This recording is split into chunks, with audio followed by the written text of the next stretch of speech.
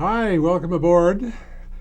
Of all the topics we discuss here in our conversations about seniors and their bonus years and all the things that could be so, fulfilling as time goes on, one of the key issues, obviously a high priority, is health and well-being.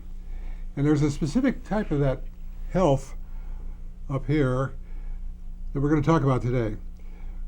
We have an expert on the topic. His name is Chance Massaro. Hi, welcome aboard. Hey, thanks a lot for having me, Jay. You have a fantastic specialty going on with you, a passion. I've seen you at work. A passion, especially with the older people I've seen you working with. Older meaning aging. and we're good at dispelling rumors about these people. They're not quite that weak that they can't get stronger and work on that brain power. Really? That's your topic. How do you think you're going to cover that today? Well, we're going to take a look at primarily the idea of preparation to learn. Most people prepare for almost everything they do except to think. And so today we're going to talk a little bit about how to prepare to think. And that entails some tips. Hey, today we'll just, brush over I know you can spend 2 hours on this topic, but today it'll be like a preview, right. and kind of run through just the fundamentals. But where do you start all this? Well, in relation to preparation, you want to prepare yourself physically in relation to your brain. Get your brain activated, get your brain relating to itself, its various parts. You need to prepare your attitude. So we'll talk a little today about moving your eyes and your hands and your body to activate the brain. We'll talk about memory, just common kinds of things like colors and songs.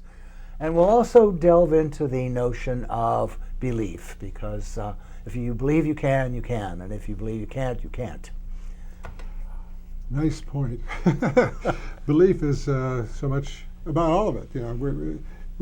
I call it kind of a tripod. We have to have the belief, then the action, and then the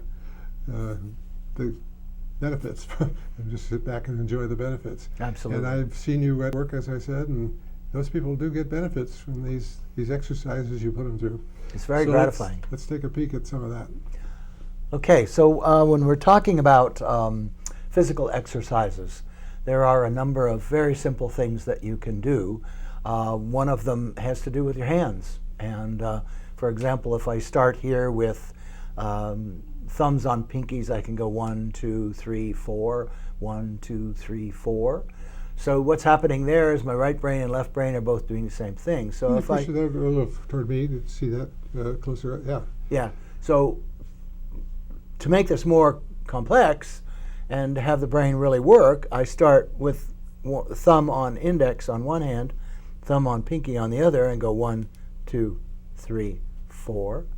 1, 2, 3, 4. In this case, the corpus callosum in the middle of the brain is really, really working. Another fabulous exercise to get to exercise your brain directly is the movement of the eyes.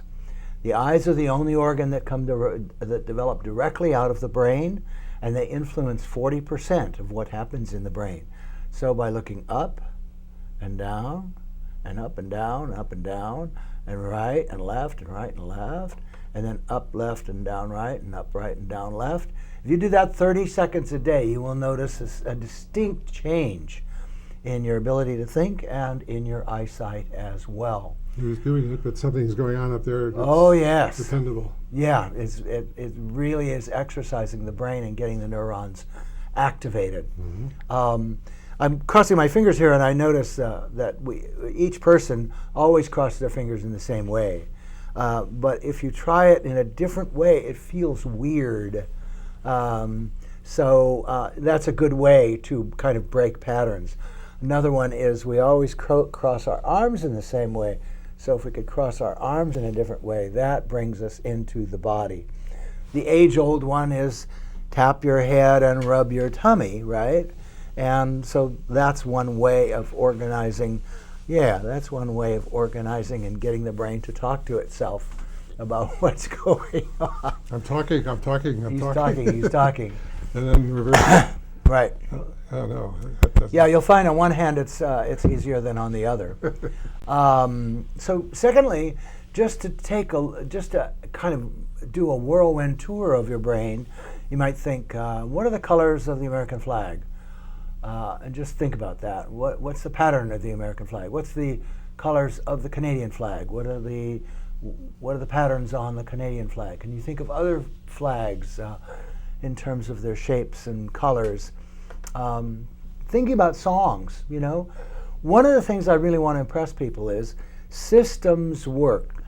And the oldest system you have in yourself is the alphabet. And it's because when you were 2, you learned the alphabet song. So it's a wonderful example of how music is a great integrator of the brain. So if you can think of that old song, A, B, C, D, E, F, G, that song, then it activates many parts of your brain and reviews a system, which will help you a lot in remembering people's names, for example. The third, even people with the first stages of dementia and even going that far, you can bring them back a little bit with music. They come alive when they hear music, where they might not have done. You could take it from here to here at least. Yeah. Right. There are really heart-wrenching kinds of videos that you can get today, showing people who haven't said a word, who've been drooling for 10 years and not just completely out of it, and they play certain music in headphones for those people, and boom, they come alive and say, "Why, that's Cab Calloway. I'd recognize him anywhere," right? So yes, music is a big plus in relation to preparation, and using music to remember is really very, very helpful. So the third area then is attitude, belief, and a lot of people doubting themselves say, "I'm not sure I can remember that. I probably won't forget. I probably will forget that." Or you hear people saying things like, "Oh, I lose my keys all the time. I never know where my glasses are. I met a woman yesterday. She had 27 pair of reading glasses. She says, I have them all over the house, so I never lose them." But she's not using her memory to remember, where did I put my glasses? Where did I put that book? Well, how would she do that? How would she do that? Great question. Yes, indeed. The idea is that oftentimes when we take off our glasses, we're about to do something else. And so the something else has got our brain, and what we're doing with our glasses is not in our focus. So in a few minutes, we'll talk a little bit about parts of the brain. But in this case, if I'm thinking about, I'm going to go to the fridge and get a glass of milk, then I'm not thinking about what I did with my glasses. So if the phone rings and somebody comes to the door, then sure enough, I say, where the heck did I put my glasses? And the more you can put your glasses in some place and look at them and say they're there, the more you're going to remember them without fail. So being observant, being present is very, very important. And being able to say, I can, I will. This will be easy. I'll use techniques. I'll try things. And you'll find that your memory will really improve. So that's some really wonderful, easy preparation kinds of things. And if you do those every day, you'll notice really profound changes in your ability to remember. Good. Let's stop here. Juan is maybe around. We'll try and get him. There he is. I'll get him over here. I want to stop and figure out how we can transfer into the slides. Where are we in the sequence of things? Oops. Watch out, you're wandering away.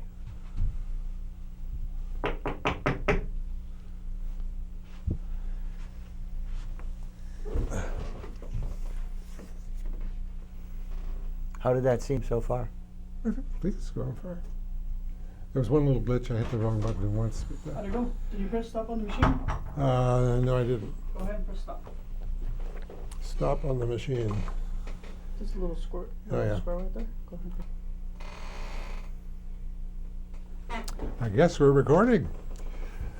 So, when you are out talking about these things, you put together a little scenario slides and so forth. We're going to get to those, as you said, in getting acquainted with the brain. Right. But at this stage, if I were going to put this slide up to look at, prepare to learn easily and well. That's what we're doing here. We're talking about a skill that very few people have ever really considered, and that is preparation to think. So what we talked about was preparation through the body, preparation through the mind, and those will very much help activate your neurons and get you ready to learn and remember what you want. So we talked about eyes and hands and arms and fingers. And we now move into, let's just review what you know, what a person knows about memory. What do you know about bringing information in and keeping it in and being able to bring it back out? So, for example, we might say something like, how would I go about remembering gossip, for example?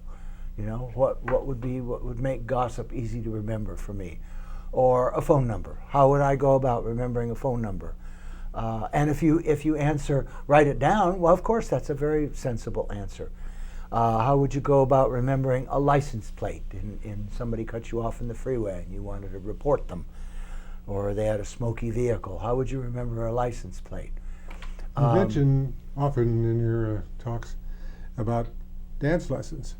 Yeah, well, dance is the very best thing you can do for your brain, because it's music, it's often has words associated, it has specific movements, free movements, it's done socially, and of course there's lots and lots of involvement with music. And so it's a total body and mind unifier. That music and dance are the great unifiers for the human miracle. So we would also ask, a person, well, if you wanted to remember a dance step, how would you do it?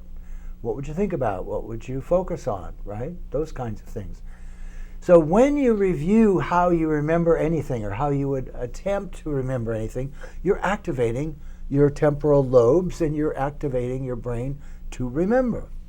So the third thing that we want to really point our finger at are the false assumptions that prevent us from remembering well. And there are many, many of these. For me, very often I'll tell people that I help people with their memory, and I would say a good 90% of the people I tell that to, they say, I need that. That's what they say, I need that. I say, well, come to one of my seminars, and they don't. So what is that all about? I don't know. But in our work, with the seniors in their bonus years, they hear it all the time from their kids. They get sort of, their attitude is produced for them instead of them putting it in their own minds, and it seems like that works the wrong way. They all of a sudden they think they're getting old, so they're going to lose their memory. Right. It goes back to what we talked about originally about belief. If somebody's telling you, Mom, you're losing your memory, Mom, you don't remember what I told you, then it begins to be internalized. And that is a very powerful thing because the brain believes what you tell it. And so if you're telling yourself, oh, I'm losing, you can't. But if you're interested in it and you want to remember, then you certainly will. So the first thing you want to dispel, the first myth, first falsehood, is that age equals memory loss. Not true. It's not true. The brain does slow down, but remember, slow is slow. Slow is not stupid. Plus, a senior has many more things going in their memory, so they can, if they're going along, they may get distracted by something momentarily, and it manifests in the body and the brain shuts down. So what we want to think about is that an active brain is going to stay alive. An active brain that's learning, grabbing, thinking, trying new things, asking questions, is going to stay fresh and able to remember. two other things that are very interesting because they have this notion of the past predicting the future. And one of them is, I've never been able to blah, blah, blah. I hear people all the time saying, I've never been able to remember names. I'm terrible at names, right? Well, if that's your decision, then fine. But if it's not your decision, you can change your language and say, I'm remembering names better all the time.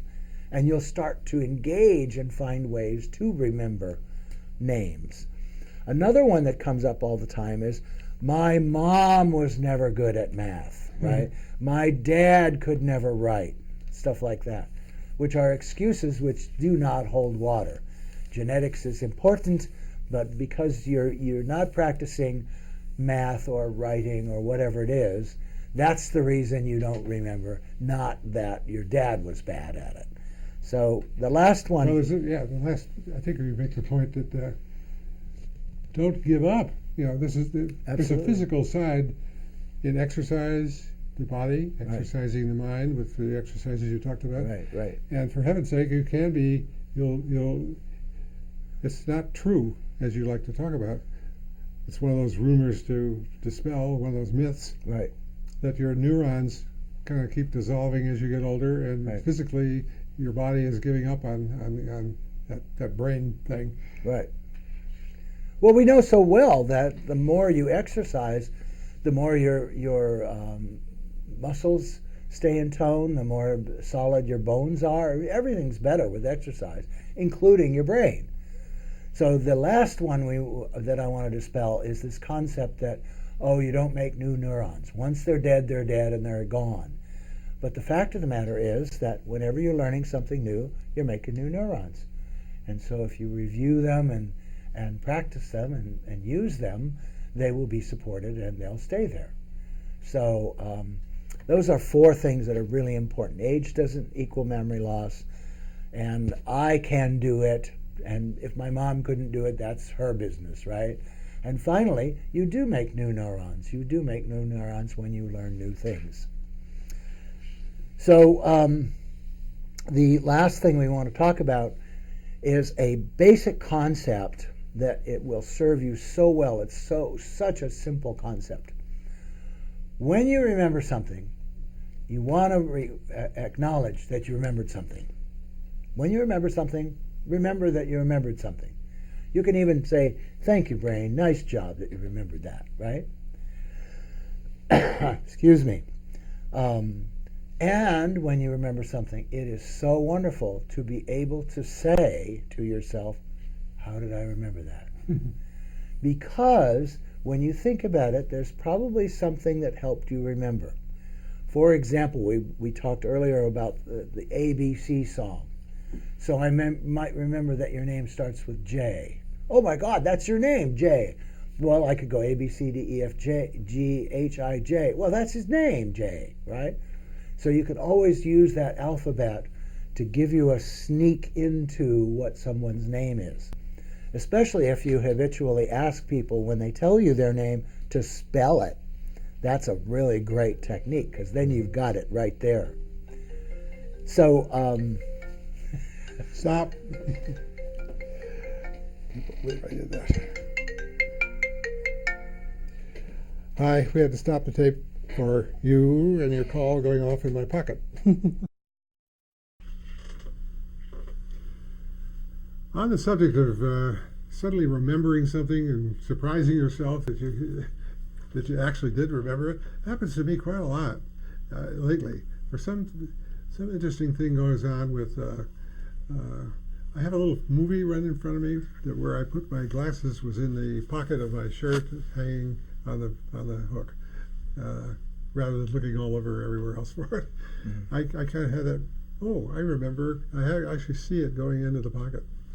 And but there's another one that it's just amazing to me. How a black hole, it can be so black, and when you're trying to remember someone's name. But you put something in motion, almost like the computer has that little thing going. At the next day, that's you've done all this other stuff, you've lived your life, but this thing has been going on in there, I guess, And suddenly, at 3 o'clock the next day, boop, the name is loud and clear. That thing that came out of pitch black. How do you explain that? Well, the easiest way to think about it is that the body and the brain and the body are one. And we have a certain ego attached to being able to remember something, especially someone's name. If there is a tiny pause, remember again, our brain slows down. So if there's a tiny pause, the body can react as though I'm not remembering, which causes embarrassment and fear, and they won't like me, and they'll judge me, and all this kind of stuff. Well, that just clamps the body down. So what happened in a case like that is that your brain knew that you wanted to know this person's name, but your body was shut down. Your breathing was probably shallow. There was if a galvanometer was on your hands, it could see that you were sweating some. I mean, all kinds of changes happen in your body instantly, just instantly. And they do not promote memory. They actually slow you down further and prevent you from remembering. So as you say, the next day, you're relaxed, your brain remembers that you wanted that name. It says, oh, it was Ted. It was Stacy. This happened to me last night when a woman came in to the dance, and I said, oh, it's so nice to see you. And all of a sudden, I couldn't remember her name. I've danced with her many, many times. And so we just gave a hug, and later on I said, now, who was that? Brain, I want you to tell. Oh, it was Star. Okay. So what I did was I took a deep breath, swallow, and asked the brain, come on, tell me what her name is. And it did. It just came back. So it's a lot about relaxation in that case. When you want to get something that you momentarily, it went black into that black hole that you're saying. Now the movie thing that you're describing is very interesting, because what that says is that your intention is guiding your brain. You want to know where your phone is? Ah, yes, let's see. Tell me where the phone is. It's almost like looking at a crystal ball. And all of a sudden this movie comes up having you on your phone when you're in your bathrobe. And there you put your phone in your bathroom pocket, right? Like that. Mm-hmm. So much of this recalling stuff has to do with the response of the body actually shutting down our ability to think clearly. So what we were talking about a second ago is, how did I remember that? And one way of looking at it is to look at the 4 behaviors that impact memory. And they're really very simple. And the first one is what we're doing here today. We're talking about preparation. How do you prepare? You prepare with physical things or eye things or spiritual things or whatever. But when you remember something or are preparing to remember something, what's going on is you have intention. And intention really comes up here in the frontal lobes of your brain, and it helps you focus. And focus on, what am I doing here? Who am I? Who's this person? What's going on? Right? It's really a powerful thing to use is intention. So again, going back to how people talk to themselves, if you say, I can't remember, what's your intention? Your intention is to not remember. But if you say something like, I'll think of it in a minute, then you can. You're ready. Yeah, if you've practiced. I mean, I have told this to literally hundreds of people. And it's so amazing when people come back to the second seminar or the third seminar and they say, I didn't believe this worked, but I touched my left temporal lobe and took a deep breath and swallowed and said, I'll think of it in a minute, and I did. So it's really very gratifying to know that you can control that. Mm-hmm. So when you do remember something, it's so positive to ask yourself, why did I remember that? And the answer is going to be one or more of those 4 behaviors. Preparation, in other words, what did you do when you wanted to think? Using your senses as fully and completely and enjoyably as you can, which means be here now, and making connections. The whole idea of memory is that new information comes in, you link it with old information, and then it's ready to be used, right?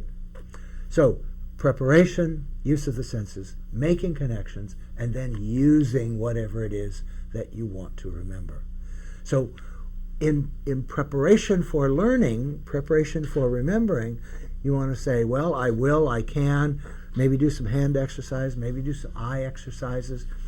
Think about what you know about memory. Remember some things that are common. Like if you're going to go to a party, for example, here's a good one. You're going to go to a party and you're going to meet some new people. A couple of things that are really helpful. One is, on your way to the party, just review the faces and names of people you know. Because you're activating those neurons in your brain that have to do with the connection between faces and names, right? Mm-hmm. So it's like a sprinter warming up before sprinting, right? It's the same kind of idea. And it really works. It's really excellent practice. And so when you remember something, you say, yeah, I remembered something. Then you want to say, why did I remember that? Why did I remember that? And the answer is going to be one or more of those four behaviors. I prepared. I used my senses. I was really looking at colors, listening to sounds, etc. I made associations consciously, and then I used it. For example, you meet somebody at a party, and you use their name, you get involved in their name, you ask them about their name. And then here's another person that you know, perhaps. And you say, Jay, I want you to meet John. John, Jay. Right? So you've said the name several times in a context where you're using it. And it's social, and it's very, very supported. So the next idea then is to be making connections as much as possible. Mm-hmm. And the interesting thing about memory is oftentimes, one of the things you have to remember about memory, the same neurons that remember are also creative. This is why memory can't really be trusted. And why eyewitness testimony is often very, very far from what actually happened. Because the neurons that remember stuff are the same neurons that make stuff up. And the classic example of that is the fish that got away. When it got away, it was maybe half a pound and maybe, 12 inches. But by the time you got home, the darn thing had grown to 3 feet long and 40 pounds, right? Because it grows inside of you with every telling. So we do what we can to get our brain ready. We're very much in our bodies, and we're full of intention about what we want to do. We're making connections. We're putting things together. Say, oh yeah, that's like this, or that's related to this. This means something to me in this way, say musically or linguistically or something of that nature. And then finally, when you use what you want to remember, it's going to stay with you. So those are the four behaviors, and when you ask yourself, how did I remember that, your answer is going to be one or more of those four behaviors. Four behaviors. Right. Now you do some help. It would help us today to peek into a little bit of the brain itself. For instance, the geography of the brain. Yeah, this is really fascinating. And it is important to remember when we're talking about this that we're mainly talking about the cortex, the outer covering of the brain. When you look at the outer covering of the brain, the frontal lobe, right here in back of your forehead, is about the future and making decisions and doing things that are smart to do. Now, one thing that is important to remember is that the brain matures from the inside back, slowly over the years, to the front, which means that the executive function, the thinking about tomorrow and thinking about the value of tomorrow, is the last to develop. Meaning, teenagers can do stupid things because they have the bodies of adults, but they have the minds that don't anticipate consequences. And with girls, it's about 18 when they start to get this connection with the frontal lobes. With boys, it may be 25 or who knows, beyond.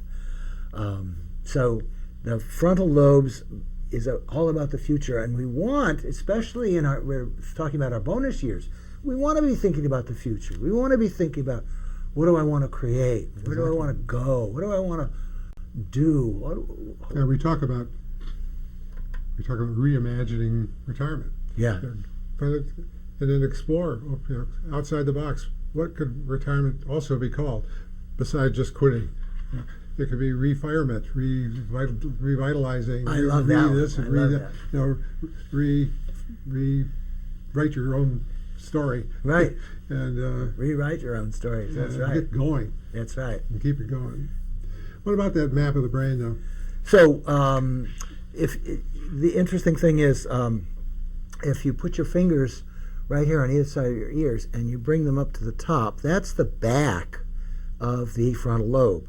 So from there back to here is the parietal lobe, and that's a lot about the knowing where your body is, proprioception, and it's a lot about focus. What am I putting my attention onto? The classic example is if you go to a lecture and it's fascinating, you don't notice the hardness of the chair.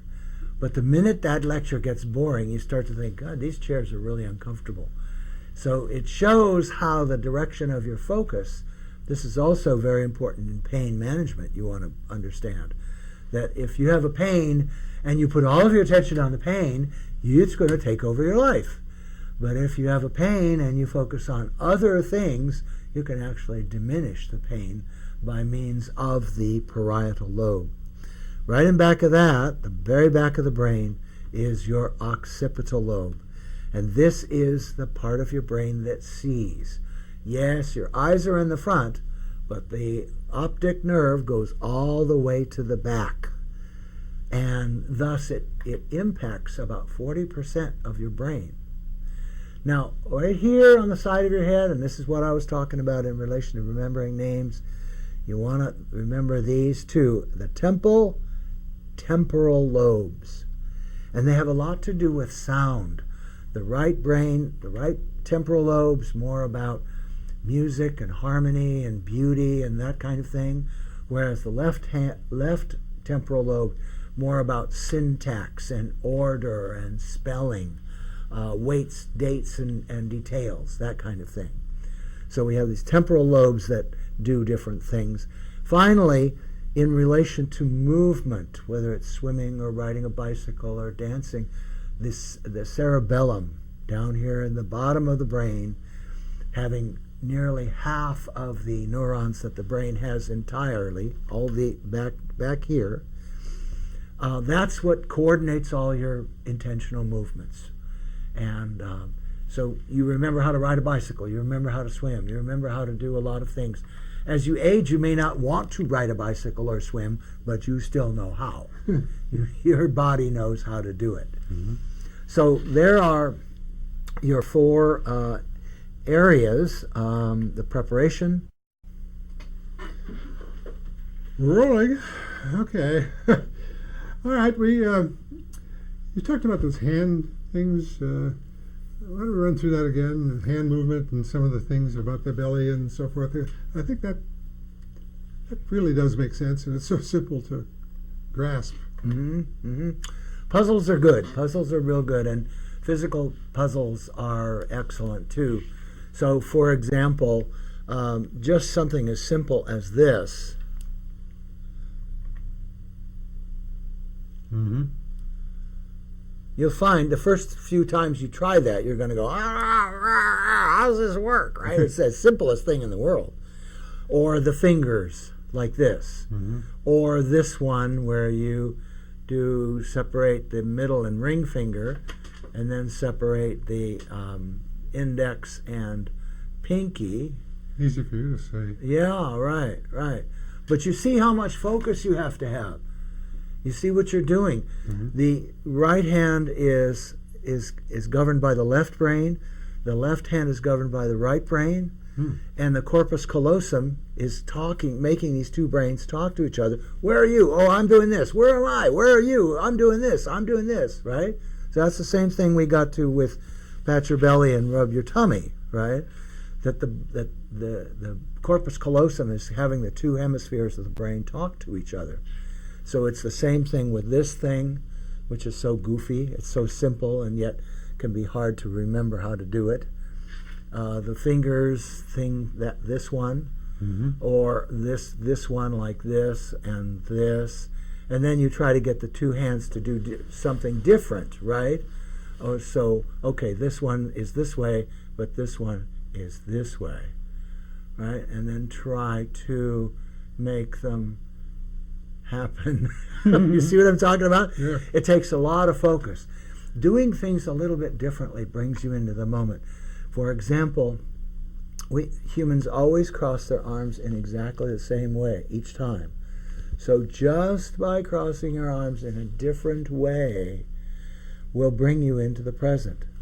Likewise, when you join your fingers thus, you will notice you always join your fingers in the same way.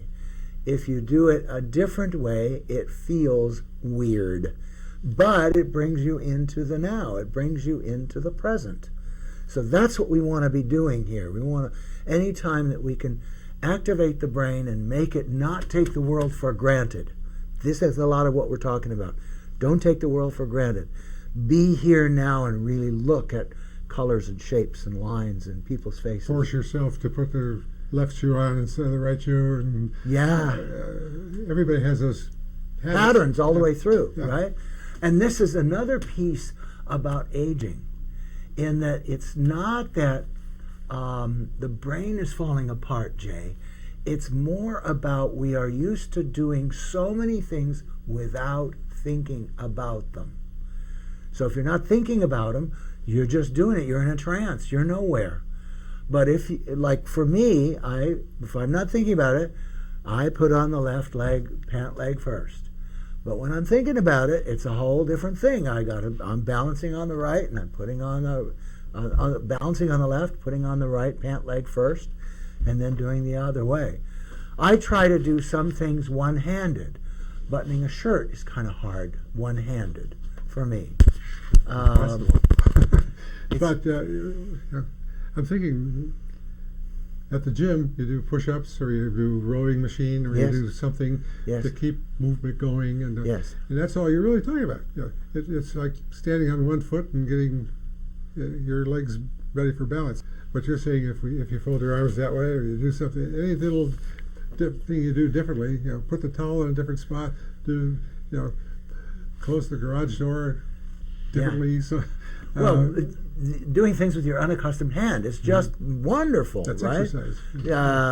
Brush your teeth with your unaccustomed hand, comb your hair with your unaccustomed hand, stir your tea with anything that you do like that requires more attention. And attention is what helps us bring stuff in, and attention will help us to bring it back out. So you cover something, you have this kind of thing like, ask yourself, how did I remember that? Right. That's what I'm saying about the brain is triggered by various things. And mostly what the brain is triggered by is interest and emotion. You're going to remember that which you're interested in more than anything else. So when you ask yourself, why did I remember that? It's got something to do with interest, emotion, or the four behaviors. I prepared a lot for it. That's why I remembered it. Or there were some interesting colors or shapes, something visual that helped me do that.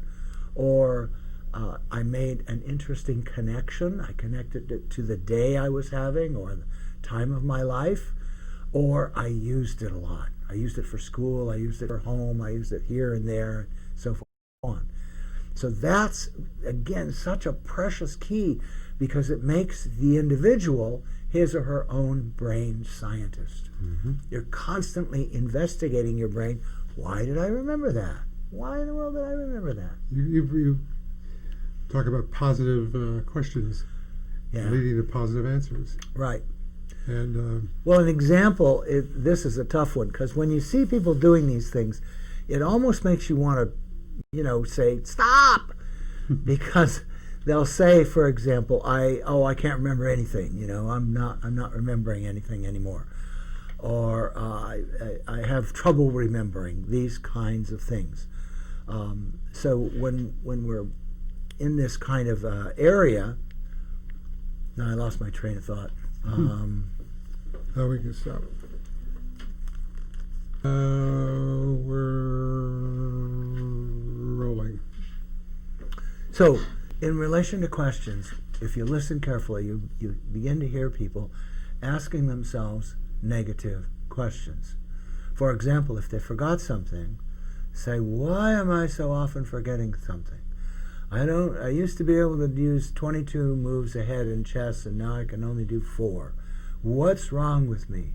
You can hear the negative in there. The point of this is that when you ask a negative question, what's going to come out is supporting a negative answer, right?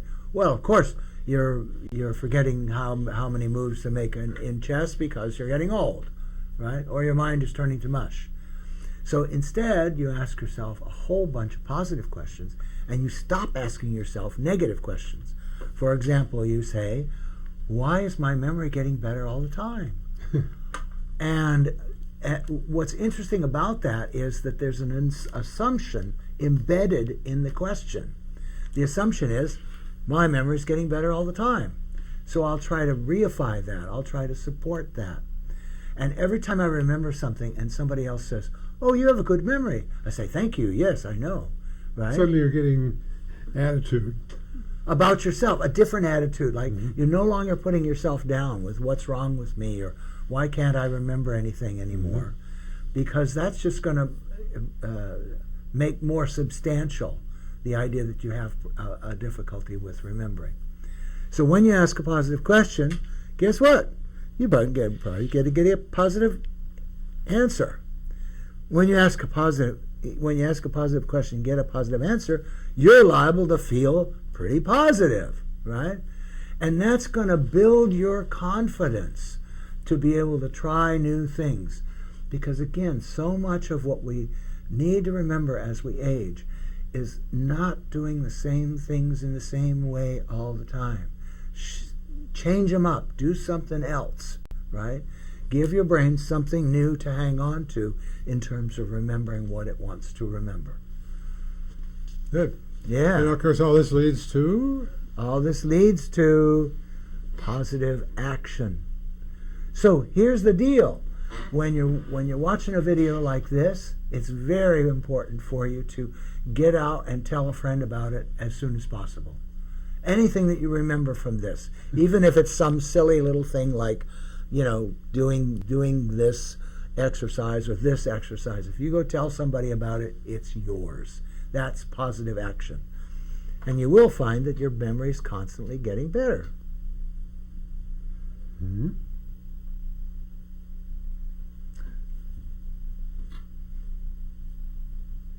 Okay.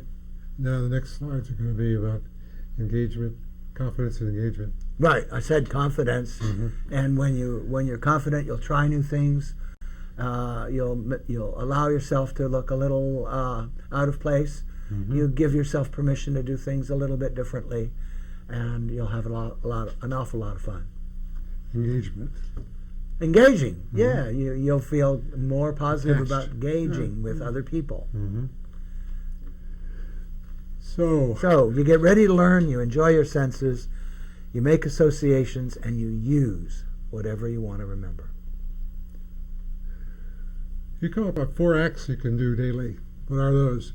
What can we do every day that for sure we include every day? Every day, I think one of the best things you can do is think about the next day before you go to bed. Think about, I'm going to remember stuff tomorrow. That's when you plant that in your head, you are preparing to remember in a very substantial way. Whenever you're doing something, talk to your brain regularly and say, brain, remember this. Brain, remember, I want you to remember this. That's a beautiful thing to keep doing, talking to your brain. Brain, please get that. And when your brain remembers something that you want it to remember, you say, thank you, brain. Way to go, brain. Nice job, brain. Because affirming yourself and affirming your ability. Enjoying what you're talking about. And you're enjoying yourself. Yeah. And that good feeling creates good positive chemicals, and you're much more able to live a positive life with all those dopamine, serotonin, oxytocin surging around in your body. You like to talk about using whatever you want to remember. That's so the choice is mine. I don't have to take. There's no lesson in you have to remember. Always do blah blah blah. It's your own script. That's exactly right. And I talk to people a lot about use a system. Systems are very helpful. And again, the system that you've had for all of your life minus 2 years is the alphabet. So that one's sitting there. Another system has to do with anything that like a hobby or a pursuit that you really enjoyed, something that was fun for you to do. So that's a system, and you can attach things. Like if you like flowers, you can say, oh, this is like a gladiolus, or this is like a carnation, or this is like a bouquet of 12 roses, because that's all a system already in your mind. If you like trees, you can relate things to trees. So using what is important already to you is extremely pleasurable and worthwhile. How might we wrap it up? I know you got 4 or 5 points that you've got to leave us all with, so now's the time. I'm ready when you are. Well, like I say, positive attitude, I can, I will. Here's a good one. We said this before. Notice when you remember something and ask yourself why you remembered it. Great one. Daily, when somebody else remembers something, compliment them. Wow, you have a good memory. I'm glad you remembered that. How did you remember that? Sort of question is very helpful for you to gain new skills and to get that positive action going on in your brain. So, and noticing when you remember stuff, and don't focus and keep score on what you forget. There's no help in that whatsoever. What about getting ready to learn? That's something you talk about on your checklist. Get ready to learn. Enjoy your senses. Make associations. Use whatever you want to remember. Right. That's your basic. That's it. Those are the 4 behaviors. And if we forget if we are not interested, not paying attention, or not applying effort. In other words, in a trance. Well, that's what we don't want to be. That's right. That's right. Well, thanks. This has been great. We talk about reimagining things. Why not? Get up tomorrow with another script, with another set of goals. And tell yourself before you go to bed. I'm going to remember what happens tomorrow, and this is what I want to remember. And this is where I'm going. Because you're in a hypnagogic state at that point when you're going on your way to bed, and you're very suggestible. You're very suggestible. We haven't talked about this. You're an author. What did you have in mind when you put this puppy together? Well, I've long been interested in how people learn, and so I did some in-depth research and produced this very unique book about how to discover your own learning style. And Easy Genius was published in 2005, and it's been selling very well. So, well, we have a phone number for you. We have a website for you. We have your Facebook page, and we look forward to staying in touch. You and I have a lot going for us. I'd love to come back and support you on individual things as well. Thank you. You're welcome. And thanks for having me on, Jay. Oh, pleasure. All right. Thanks for being here.